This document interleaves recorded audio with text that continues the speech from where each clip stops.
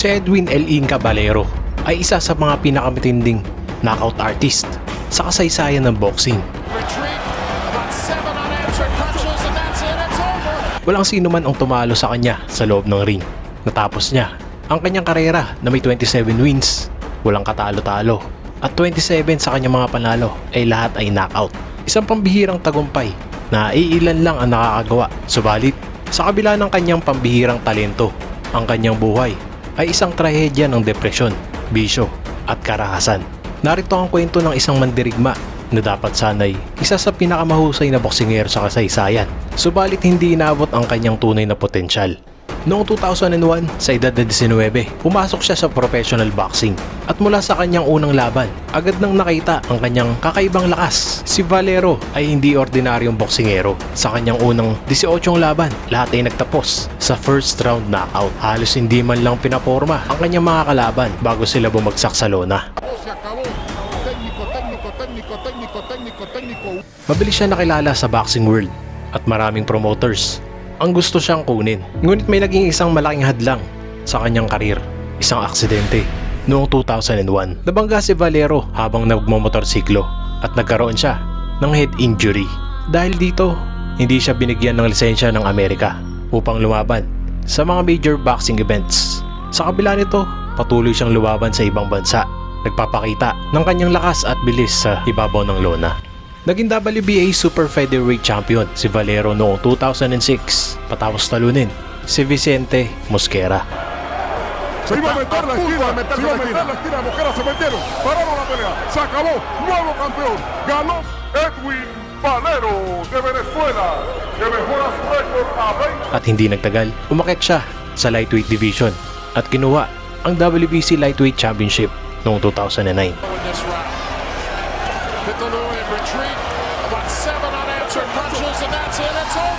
Nung kasagsagan ng kanyang karera, nagsimulang lumakas ang bulong-bulungan ng isang posibleng laban kontra sa ating pambansang kamao, Manny Pacquiao.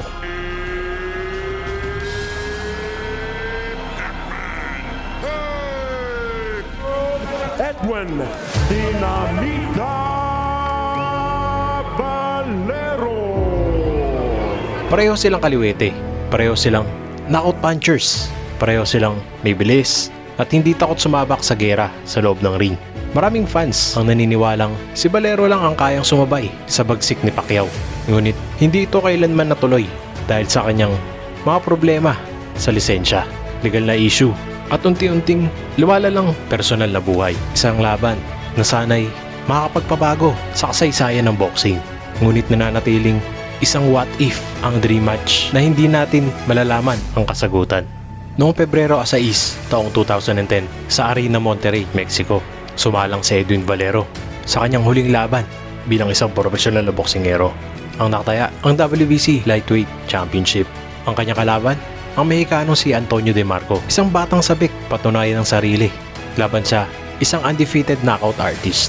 Bago pa man magsimula ang laban, maraming nagsasabing ito ang magiging pinakamahirap na pagsubok ni Valero dahil si DeMarco ay mas bata, mas gutom sa tagumpay at may knockout power katulad ni Valero. Ngunit hindi inaasahan ng marami kung paano tatakbo ang laban.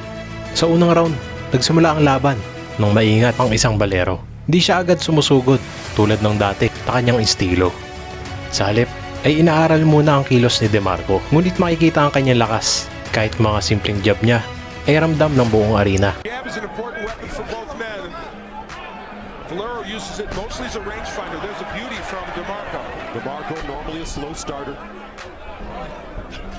Valero said he watched only 2 rounds of tape of DeMarco. DeMarco and his trainer, Romulo Quirarte, just the opposite. They watched what they could get their hands on of Valero, even though that's not much.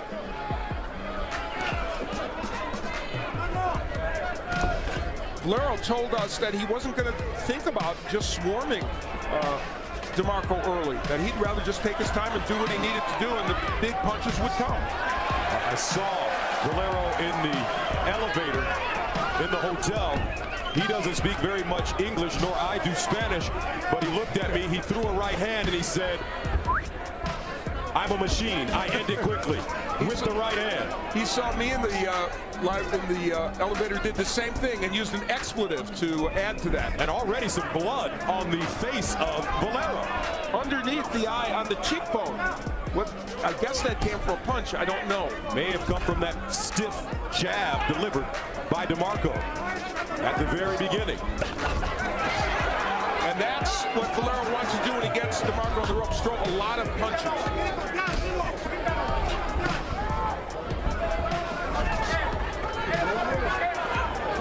Valero has the mentality of a puncher. He thinks if he hits you, you are going to get hurt and ultimately you're going to go. And that's the mentality, as that's the way he proceeds in fights. DeMarco is a very accurate puncher, folks. He's a converted right-hand puncher.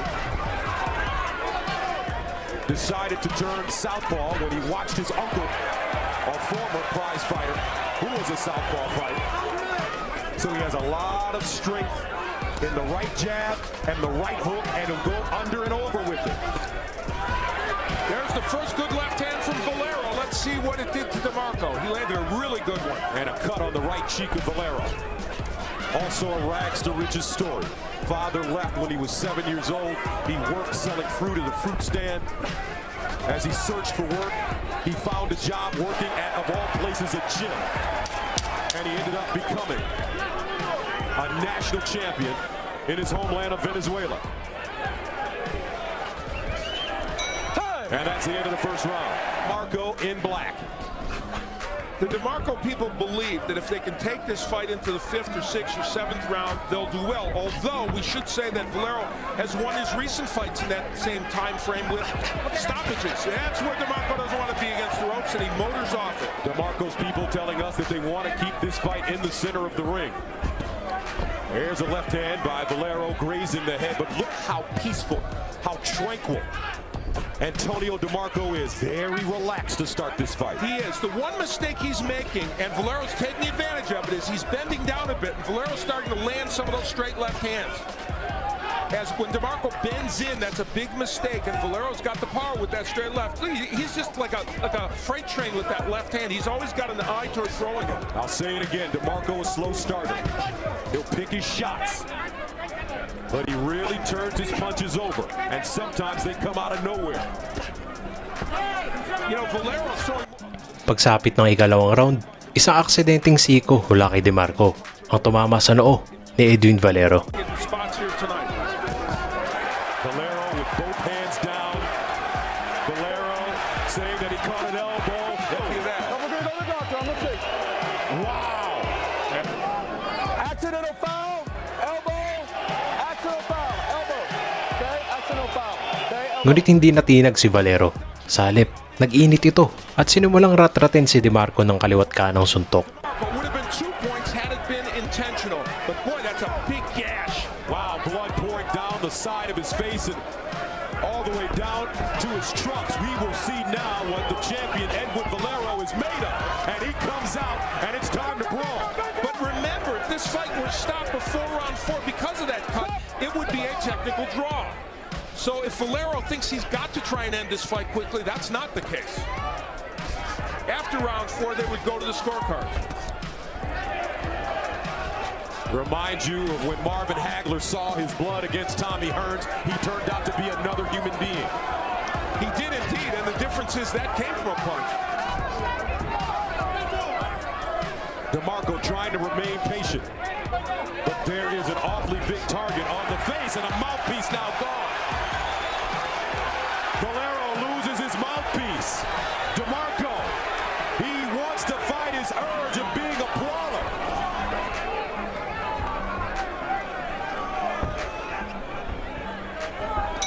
And that's the end of the round. Sa bawat round, unti-unting nagpapakita si Valero kung bakit siya tinawag na isang knockout artist. Ginamit niya ang kanyang bilis at walang sawang pag-atake upang sirain ang depensa ni DeMarco. Kahit duguan, patuloy siyang lumalaban na parang isang hayok na mandirigma. Some blood coming out of the nose of Valero, which is a sign that the jab was landing for DeMarco. You know, if not for all these cuts, the interesting thing is, I think Valero might have won those first 2 rounds. So for him, it's going kind of the way he wants. And yet, you can make the case for DeMarco. He just wants to get out of these first 3 rounds, and he has landed some meaningful punches. There's no question about that. Oh, big left hand by Valero. DeMarco's taking those left hands very, very well. Valero winding up on his punches. You can feel Antonio DeMarco, though, as this fight wears on, wanting to engage just a little more. And he is landing some very good punches, but taking lefts from Valero as well. DeMarco also with a very good chin. We've seen him in some fights recently, especially his last 3. When he fought Kid Diamond Ramkulov, he showed some tremendous boxing skills against a slick veteran and very skilled fighter. Got him out of there as well. The interesting thing is that Valero has landed some very good lefts, and so far they have not stunned or hurt DeMarco. There's another one. And one of the big issues about Valero coming into this fight, because he hadn't really fought, there's another good left hand. He hadn't fought great opposition. Was he a great knockout puncher, or were those fighters just susceptible? His last 3 fighters, by the way, are ages 34, 36, and 39, Valero's opponents. So we'll see if his power is sustained. So far, DeMarco has taken those left hands, but DeMarco may have lost 3 rounds. And because he's knocked so many opponents out early, Valero has not gone into deep waters very many times. He's never gone 12 rounds. He's gone 10 rounds once, 8 rounds once, 7 rounds once. And DeMarco getting an opportunity in the first 3 to feel the power of Valero. And just looking at him in the ring right now, you get the feeling that he's saying, not as much as I thought.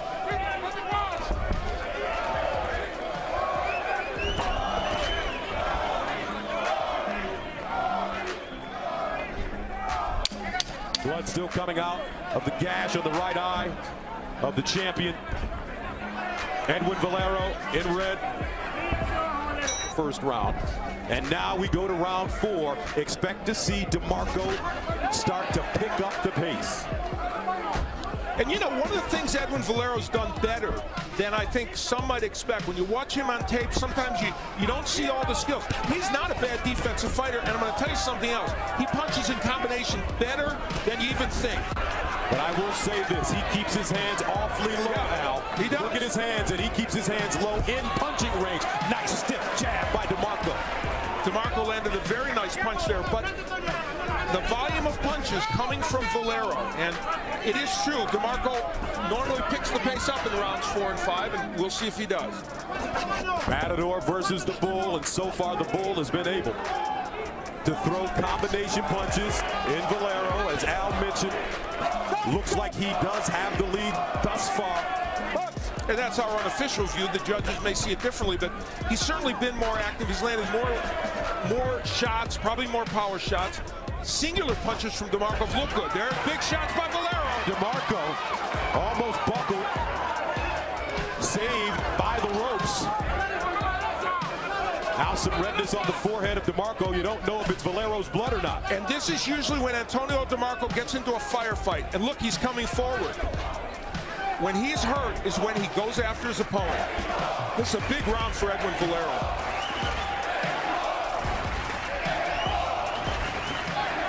And give Valero credit. He's fighting with a monstrous gash on his forehead and a slight cut on his right eye.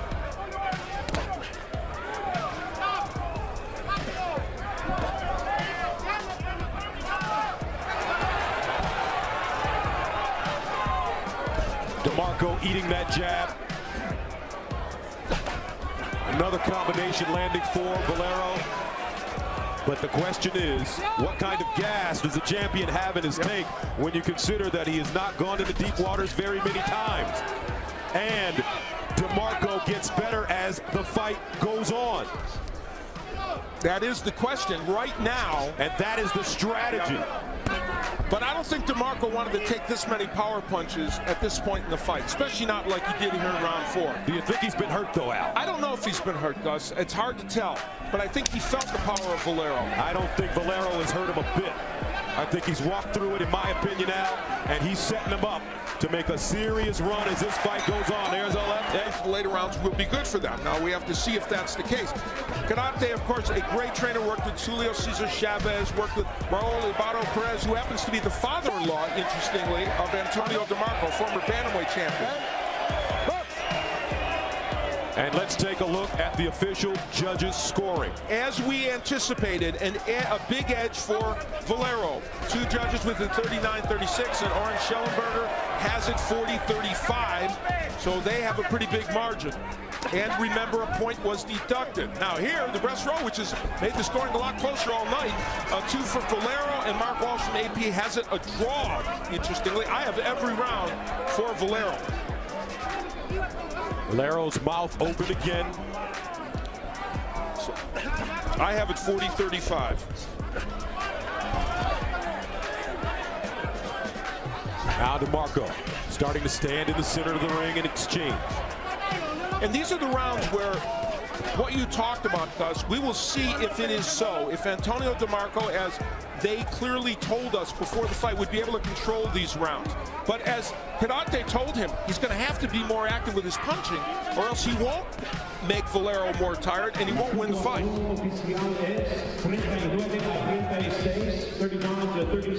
The crowd being informed of the scoring as we speak. Both fighters, Spanish fighters, understanding, probably hearing the scoring as it goes on, as they go toe-to-toe in the middle of the ring. Break by Valero as he turned it over. I'm sorry, Jess. That left hand by Valero was a strong one. That was one of the better ones he's thrown in this fight. Now, to DeMarco's credit, and this speaks to what you talked about, he has not buckled from those punches. Round 5 scheduled for 12, the WBC lightweight title. Edwin Valero, the champion, who moved up from 130 to 135 pounds, was a super featherweight champion as well. And he is in the red. Antonio DeMarco in the black trunks. Now DeMarco coming in. He's rolling that left hand. He has to be careful. Your fighter back, and there's the left hand again. He is like a mini version, right now he's a mini version, he's a bigger version when Pacquiao fought this way, of Manny Pacquiao. And there's the straight left again by Valero. And Valero does some things that you don't notice. He jabs to the body, he feints. He's a more complete fighter than I thought when I watched the tape. And here comes DeMarco.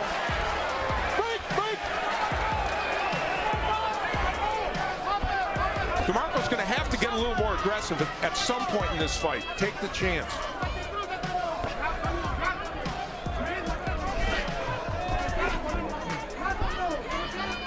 Valero has been down once in his career. He was put down as a junior lightweight, but he's certainly never been stopped. And again, another left hand bouncing off it. Very nice right hook by DeMarco, and that got Valero's attention. Now DeMarco gaining a little confidence and making Valero ties him up. Yeah. And that is a sign. Valero felt that punch. He felt the right hook and the straight left hand of DeMarco. Those are the first good body shots landed in a long time by either fighter.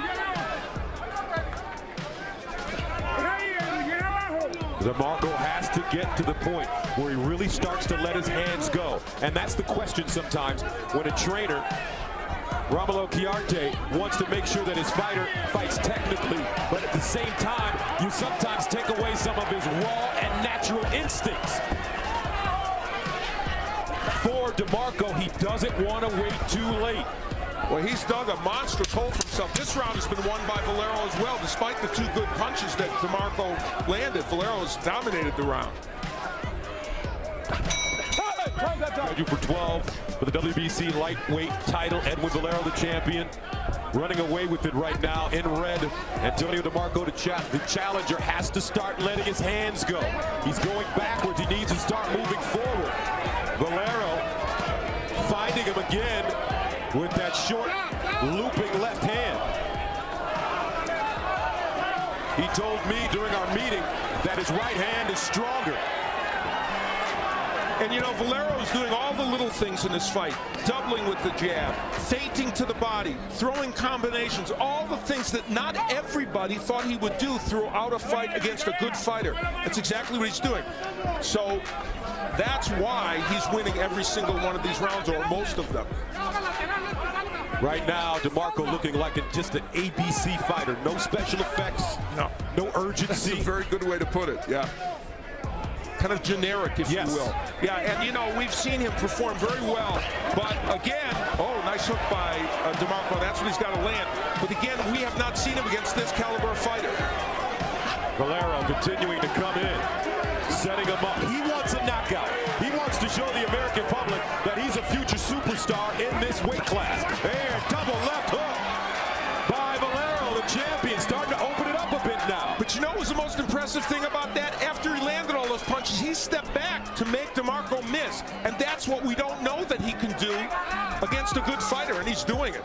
Early in his career, Valero was known as a fighter that had incredible boxing skills, not just a brawler. They said he was like water with his hand speed and also with his footwork. He told us in our meeting yesterday that he can do that if need be, and we've seen him do it this evening. Absolutely, Gus. I didn't see it on the tapes. You see it tonight.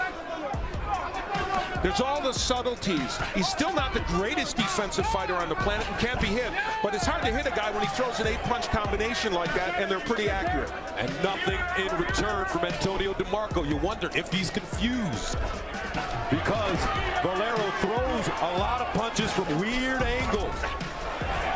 DeMarco missing. Oh, look at the quickness and the slickness of Edwin Valero. He's showing that he's a boxer.